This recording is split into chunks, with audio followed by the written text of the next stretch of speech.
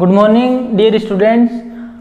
कल अपन ने टेंस की चर्चा की थी। अब आज मैं बुक से करवा रहा हूँ। जो आपकी जो पोइम है, पहली पोइम है आपकी बुक में रिस्क, यानी बहुत ही अच्छी पोइम है। ये मोटिवेशनल पोइम है और किसके द्वारा लिखी गई है? जेनेट रैंड के द्वारा लिखी गई है, जो एक बहुत ही फेमस पोइट है।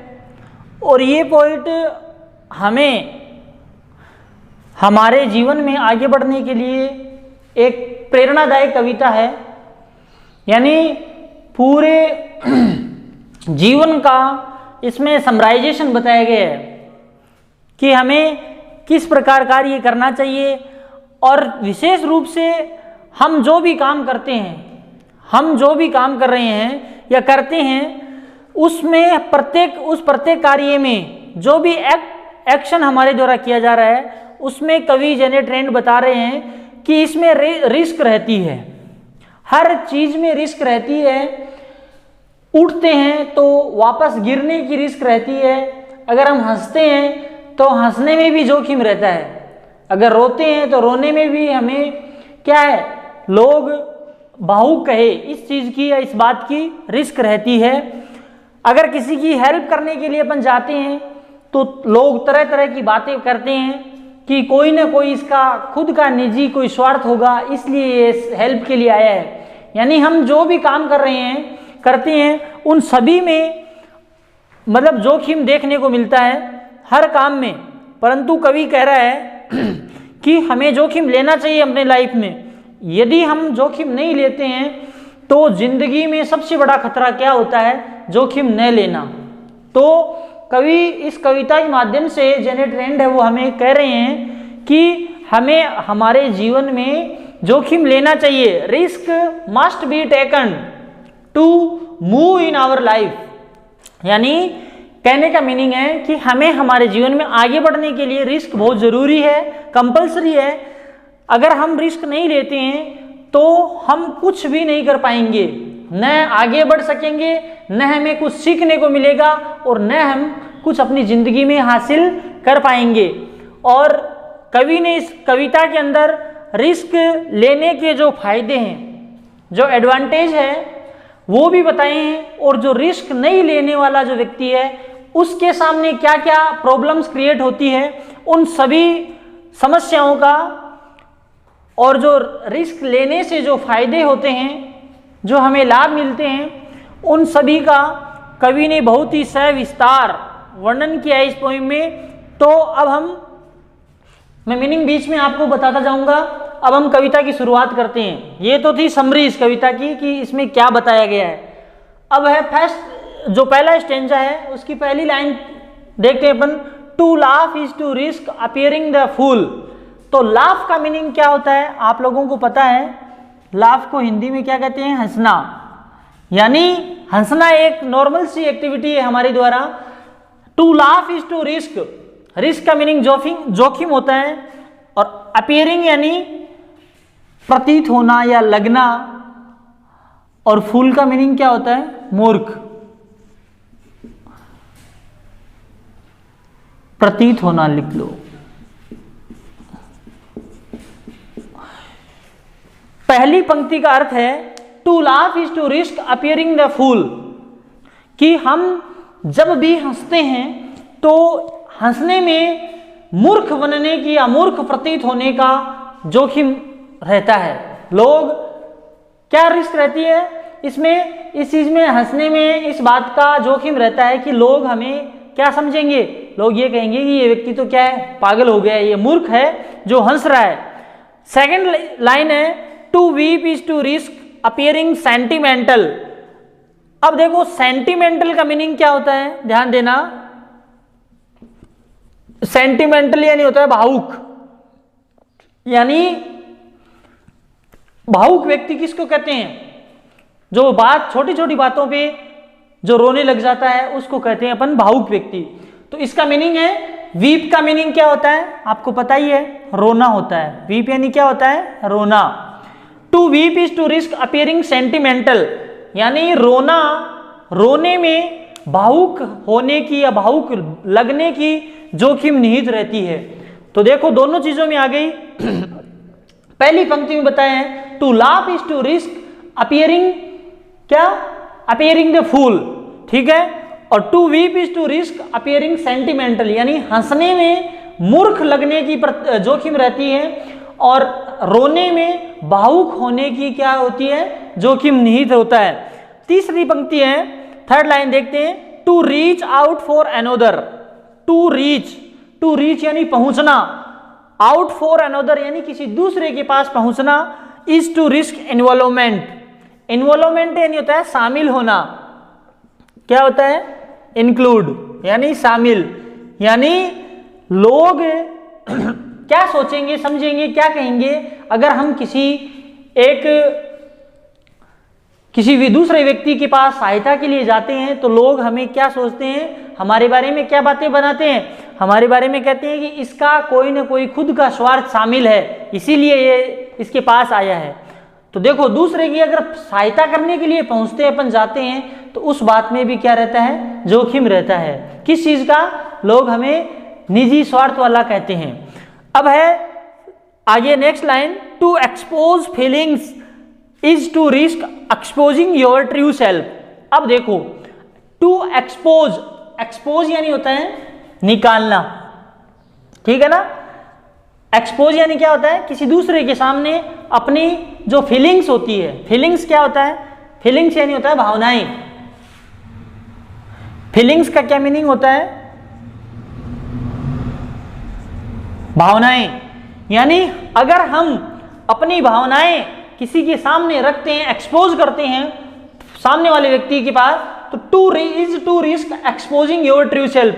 तो लोग हमारे बारे में क्या कहेंगे, लोग हमें कहते हैं कि ये तो बिल्कुल मन से क्या है, सीधा साधा व्यक्ति है, यानी कि यह बहुत ही सीधा साधा व्यक्ति है, तो ये अपनी भावनाएं हर किसी व्यक्ति के सामने ये रख देता है। तो लोग मतलब हर चीज में क्या रहती है, रिस्क रहती है।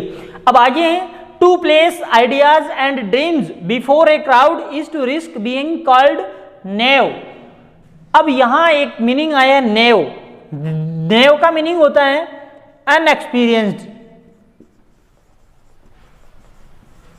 अनएक्सपीरियंस्ड का मीनिंग क्या होता है, हिंदी में जिसको बोलते हैं अनुभवहीन। क्या कहेंगे, अनुभवहीन व्यक्ति। यानी अगर हम to place ideas and dreams, यानी आइडियाज का मीनिंग क्या होता है, विचार।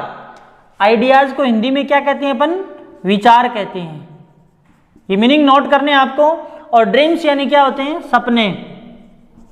यानी हम अपने विचार और जो सपने होते हैं वो किसी दूसरे स्थान पर अगर रखते हैं, बिफोर ए क्राउड, यानी इसका मीनिंग क्या हो गया, बिफोर ए क्राउड का मीनिंग हो गया भीड़ के सामने, भीड़ के सामने। यदि हम एक बहुत भारी, बहुत भीड़ के सामने अगर हम अपने विचार और सपने रखते हैं, तो इस चीज में क्या है, is to risk being called naive. तो नेव समझेंगे लोग। नेव का मीनिंग बताया मैंने आपको, अनएक्सपीरियंस्ड, यानी हमें लोग अनुभवहीन मानेंगे। हमें लोग क्या कहेंगे कि ये तो अनुभवहीन व्यक्ति है, इसको अनुभव ही नहीं है कि किस प्रकार, कौन सी जगह पे कैसे विचार रखे जाते हैं, एक्सप्रेस किए जाते हैं लोगों के इन फ्रंट में। तो हर चीज में अब देखो यहां 5 लाइन बताई गई है और 5 एक्टिविटीज के द्वारा, पांचों ही एक्टिविटीज में कवि बता रहा है कि पांचों ही क्रियाओं में 5 प्रकार की जोखिम निहित रहती है। पहला है to laugh is to risk appearing the fool, यानी हंसने में मूर्ख बनने की जोखिम। तो पहली पंक्ति में बताया कवि ने, to laugh is to risk appearing the fool, यानी हंसने में मूर्ख लगने की या मूर्ख बनने की जोखिम रहती है। और दूसरी है to weep is to risk appearing sentimental, यानी रोने में भावुक बनने का या भावुक लगने का जोखिम रहता है। तीसरी लाइन है to reach out for another is to risk involvement, यदि हम किसी दूसरे व्यक्ति की सहायता के लिए अपन जाते हैं उसके पास, तो लोग हमें क्या सोचते हैं कि इसका कुछ खुद का कोई निजी स्वार्थ है, ये खुद का कोई काम है वो करवाना चाहता है, इसलिए इसके पास आया है, तो इस बात की जोखिम रहती है। और चौथी रिस्क क्या रहती है? To expose feelings is to risk exposing your true self, कि अगर हम हमारी भावनाएं किसी व्यक्ति के सामने रखते हैं तो इसका मतलब हम क्या है, दिल से या हम मन से क्या है, बहुत ही सीधे व्यक्ति है, ऐसे लोग समझेंगे, ये इस प्रकार का जोखिम रहता है। और नेक्स्ट है to place ideas and dreams, यानी अगर हम अपने विचार और सपने दूसरे लोगों के सामने बिफोर ए क्राउड, यानी भीड़ के सामने अगर रखते हैं, बिफोर ए क्राउड का मीनिंग क्या होता है? भीड़ के सामने, अगर भीड़ के सामने रखते हैं तो is to risk being called naive, तो लोग हमें NAIVE, नेव का मीनिंग होता है अनएक्सपीरियंस्ड, यानी लोग हमें अनएक्सपीरियंस यानी अनुभवहीन व्यक्ति मानेंगे, हमको क्या मानेंगे? अनुभवहीन व्यक्ति समझेंगे। तो ये 5 प्रकार की रिस्क बताई है। अब आगे नेक्स्ट स्टेंजा अपन पढ़ते हैं, तो इसमें क्या बताया है देखते हैं। To love is to risk not being loved in return, कवि कहता है जेनेट्रेड कि to love is to risk, कि प्रेम करने में भी जोखिम रहता है। यदि हम किसी से प्रेम करते हैं तो इस बात का जोखिम रहता है इस कार्य में कि is to risk not being loved in return, इस बात का जोखिम रहता है कि सामने वाला बदले में हमसे प्रेम करे या ना करे, इस चीज का जोखिम रहता है, इस चीज की रिस्क रहती है इस कार्य में। तो to live is to risk dying, बहुत ही सिंपल लाइन्स हैं कि जीने में, टू लिव यानी जीना, यहां देखो रिटर्न का मीनिंग बता दूं मैं आपको, बदले में, इन रिटर्न का मीनिंग क्या होता है? बदले में, ठीक है। और लव यानी प्रेम करना होता ही है। आगे देखो to live is to risk dying, यानी लिव यानी होता है रहना या जीना, जीने में किस चीज की रहती है? मरने की जोखिम रहती है। डाइंग यानी मरना, यानी जिंदा रहने में मरने का जोखिम रहता है। To hope is to risk despair, hope का मीनिंग होता है आशा, होप का मीनिंग क्या होता है? आशा होता है, होप यानी आशा रखना, और डेस्पेयर यानी निराश या निराशा बोल दो। यानी हम अगर किसी से आशा रखते हैं, होप रखते हैं, तो इस बात में भी हमें निराशा प्राप्त होने का जोखिम रहता है, यानी निराश हाथ लगने की जोखिम निहित होती है। अगली लाइन है to try is to risk failure, try यानी होता है कोशिश करना, क्या होता है? कोशिश करना, और फेलर का मीनिंग क्या होता है? असफलता। फेलर को क्या कहते हैं? FAILURE, फेलर का मीनिंग होता है असफल। यानी हम अगर किसी चीज को पाने की कोशिश करते हैं, ठीक है, तो उसमें हमें असफल होने का खतरा रहता है कि कहीं हम असफल न हो जाए, फेल न हो जाए। अब है कवि कह रहा है but risk must be taken, यानी ये कवि 5 ऊपर 6 7 8 9 प्रकार के कार्य बताए हैं, और 9 प्रकार के कार्यों में हर काम में 9 प्रकार की रिस्क बताई है कवि ने। प्रेम करने में सामने वाला बदले में लौटकर हमें प्रेम करे या ना करे, इस चीज की जोखिम रहती है। अब हम जिंदे हैं तो जिंदा रहने में मरने की जोखिम रहती है कि हम काश मर न जाए कभी हम, और किसी से अगर अपन आशा रखते हैं तो उसमें निराशा हाथ लगने की जोखिम रहती है। हम अगर किसी चीज को प्राप्त करने की कोशिश करते हैं, ट्राई करते हैं, तो ट्राई करने में भी क्या है? फेलर यानी असफल होने का डर रहता है। अब कवि कहता है यानी इतनी मतलब जोखिम होने के बावजूद but risk must be taken, कवि कहता है हमें कि हमें कितनी भी जोखिम हो जाए परंतु रिस्क हमारे लिए मस्ट है। मस्ट का मतलब बहुत जरूरी, यानी रिस्क हमें लेना ही चाहिए।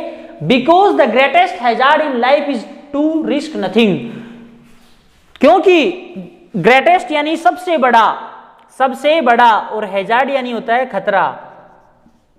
क्या होता है? खतरा। यानी जिंदगी में सबसे बड़ा खतरा क्या होता है? अपने लाइफ में सबसे बड़ा खतरा वो होता है यदि हम रिस्क नहीं ले रहे हैं। यानी रिस्क न लेना हमारे जीवन का सबसे बड़ा खतरा होता है। इसीलिए कवि ने कहा है but risk must be taken because the greatest hazard in life is to risk nothing. क्योंकि जिंदगी में खतरा, सबसे बड़ा खतरा क्या होता है? रिस्क न लेना सबसे बड़ा खतरा होता है।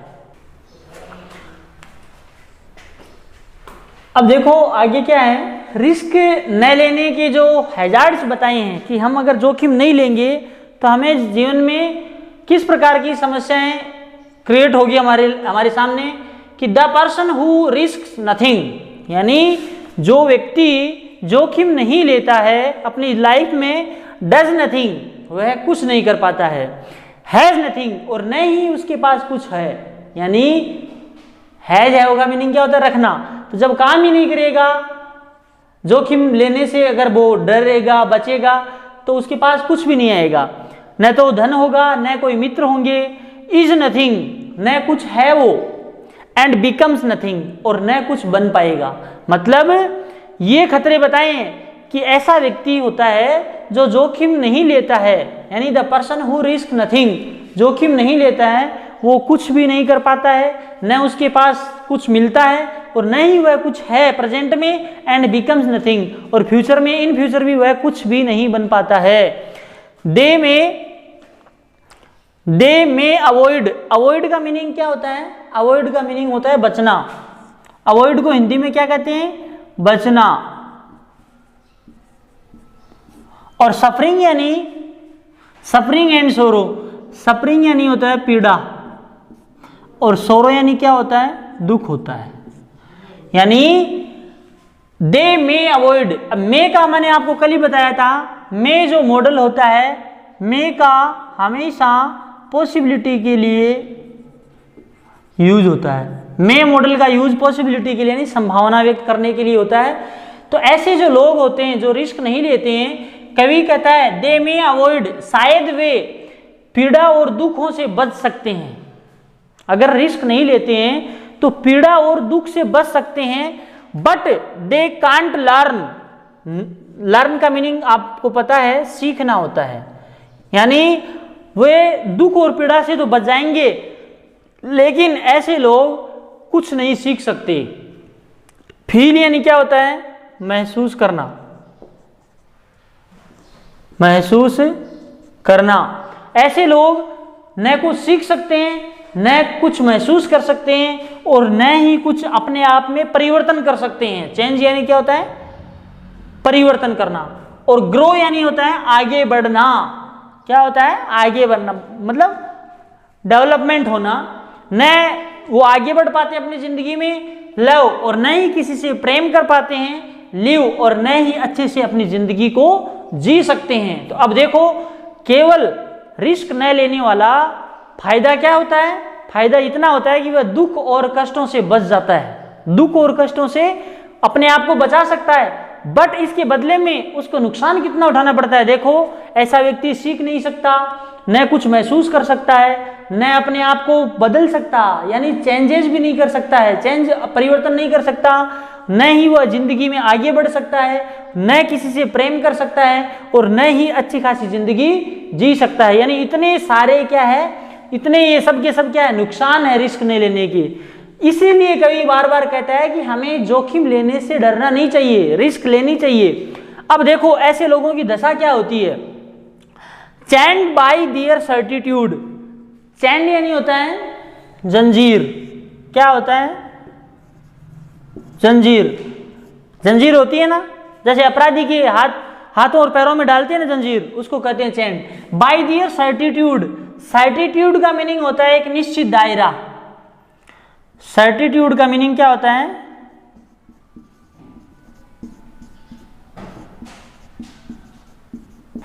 निश्चित दायरा, यानी ऐसे लोग एक निश्चित दायरे में जंजीरों से बंधे रहते हैं, बंध जाते हैं। और क्या होता है? दे आर स्लेव्स, स्लेव्स यानी दास, और जिसका दूसरा नाम है गुलाम। यानी ऐसे लोग है ना, वे एक गुलामी का जीवन जीते हैं, यानी जंजीरों में बंधे रहते हैं, जकड़ जाते हैं जंजीरों में, और वे गुलामी का जीवन जीते हैं। They have forfeited their freedom, forfeited यानी होता है खोना, क्या होता है? इसका दूसरा मीनिंग है लॉस्ट, यानी खोना। यानी ऐसे जो लोग होते हैं वो अपनी स्वतंत्रता, फ्रीडम यानी क्या होता है? आजादी, यानी अपनी आजादी को खो देते हैं और दूसरों के क्या हो जाते हैं? गुलाम हो जाते हैं। ओनली ए पर्सन, केवल एक व्यक्ति, who risk is truly free.